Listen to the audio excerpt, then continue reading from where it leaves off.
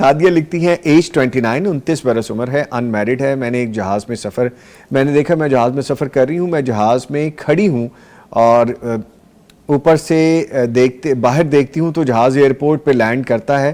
بہت عجیب ایئرپورٹ ہے. میں کہتی ہوں کہ یہ کیسا ایئرپورٹ ہے, اور ایئرپورٹ ایسے تو نہیں ہوتے, اور لوگ بھی عجیب سے ہیں, یونیفارم بھی صفائی کے لوگوں کا پہنا ہوا ہے. لوگ بھی عجیب ہیں, ایئرپورٹ بھی عجیب ہے. ہاں جی. اور جہاز پہ کھڑے ہو کر سفر کرنا بھی عجیب ہے. جہاز میں کون کھڑے ہو کر سفر کرتا ہے؟ نہیں کرتے. وہاں تو بیلٹ باندھتے ہیں اور سارے معاملات ہیں.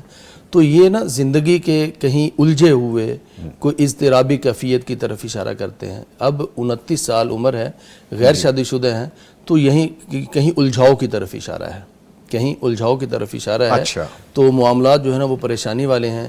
انسان کبھی کچھ سوچتا ہے, کبھی کچھ سوچتا ہے, کبھی انسان کے دماغ میں آتا ہے کہ میرا کہیں فلاں جگہ پہ رشتہ ہو جائے, فلاں جگہ پہ رشتہ ہو جائے.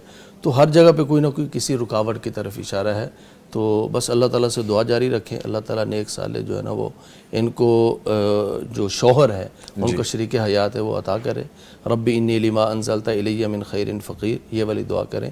باقی اس میں یہ بھی ہو سکتا ہے کہ اگر جہاز کے اندر کھڑے ہو کر سفر کیا ہے نا, تو غیر متوقع طور پر ایسا رشتہ ملے یا ایسا شوہر ان کی زندگی میں اللہ تعالیٰ عطا کر دے کہ پھر یہ اور وہ دونوں جو ہے نا وہ سفر بھی کریں بیرون ملک. اللہ تعالیٰ ان کو حج عمرے کی سعادت بھی نصیب کرے, کیونکہ غیر متوقع سفر ہے, کھڑے ہو کر سفر کیا ہے. تو اسی طرح ان کی سوچ میں بھی نہیں ہوگا ایسا رشتہ آ جائے, اسی لیے پھر وہ ساری چیزیں عجیب لگ رہی ہیں. اب ایک انسان غریب گھرانے سے ہو, اس کی مالی کیفیت جو ہے نا وہ بڑی ایک عجیب سی ہو, اگر اس کو کسی بڑے مال کے اندر آپ لے جائیں, کسی بڑی جگہ پر لے جائیں, تو اس کو ساری چیزیں بڑی عجیب و غریب لگیں گی, جو اس کے لیے بالکل غیر متوقع ہوں گے, وہ غیر مانوس ہوں گے اس کے لیے.